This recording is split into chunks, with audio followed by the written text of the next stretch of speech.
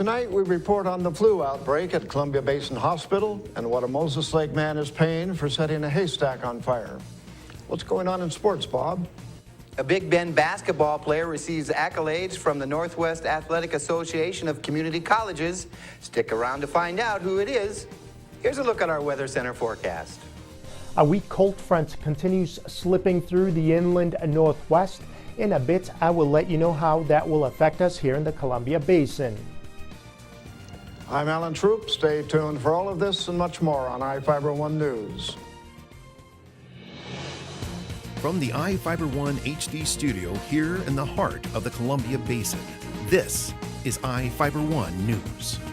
Your #1 source for local news, sports headlines, and our very own Weather Center forecast covering the entire Columbia Basin.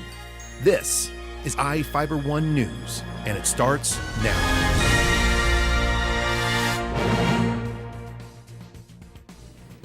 Columbia Basin Hospital is asking families and friends of patients at the hospital to stay home.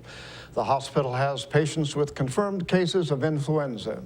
Hospital Administrator Rosalinda Kibbe said, "We are asking that visitors of our inpatient care areas restrict their visitation to our facility unless under extreme circumstances."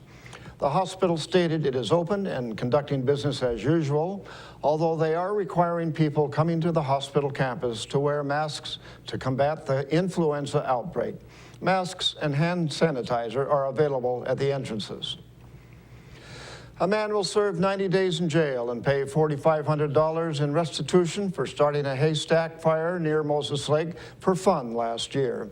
Alexander M. Clemens, a 19-year-old Moses Lake man, pleaded guilty to malicious mischief in the second degree and making false or misleading statements to a public servant. Prosecutors initially charged Clemens with arson in the second degree, but dropped the charge as part of a plea agreement. Clemens has already paid the victim for the lost hay. Clemens and a friend decided to set fire to a haystack on October 2nd in 2013 for fun and poured gasoline on the hay, then lit it with a cigarette. A witness reported his white Subaru Justy leaving the scene, which led to his arrest. The Moses Lake Irrigation and Recreation District is hosting the 5th annual Columbia Basin Kids Fishing Derby on Saturday. The Derby starts at 7:45 a.m. at Connolly Park, located on Road 6.7 in Moses Lake. Children ages 5 to 14 years old are welcome to register at the event. They must be accompanied by an adult and bring their own fishing gear.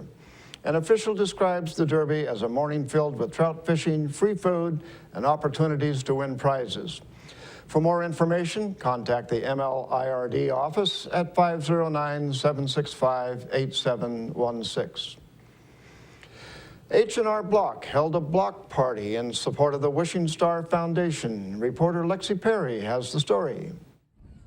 A block party helps seriously ill children relax and enjoy time with friends, face painting, and even furry animals. Businesses in Moses Lake teamed up with H&R Block to raise money for the Wishing Star Foundation. The organization grants seriously ill children their sometimes final wishes. I've had friends who've had children who have gone through their program, and they're all still alive after all these years, but they were so thankful for being able to grant the wish to their child because, after all the medical expenses, they couldn't afford to do anything. So it's a fabulous program for these families that are under so much stress.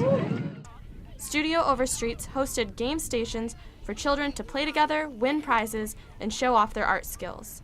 The fire department gave tours of their trucks and offered fingerprinting activity for parents to help officials locate their children if ever lost.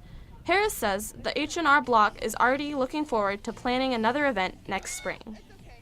For iFIBER 1 News, I'm Lexi Perry. Thank you, Lexi. Now let's take a look at people currently being sought out by the Grant County Sheriff's Office. This is Sheriff Tom Jones with the Grant County Sheriff's Office. Each of the people you see here have a warrant for their arrest.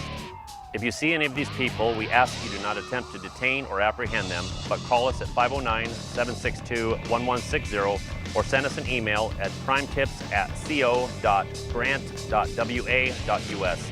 If the person is presenting a danger, call 911. With your help, we can bring these people to justice and make our community safer. We will be back after this.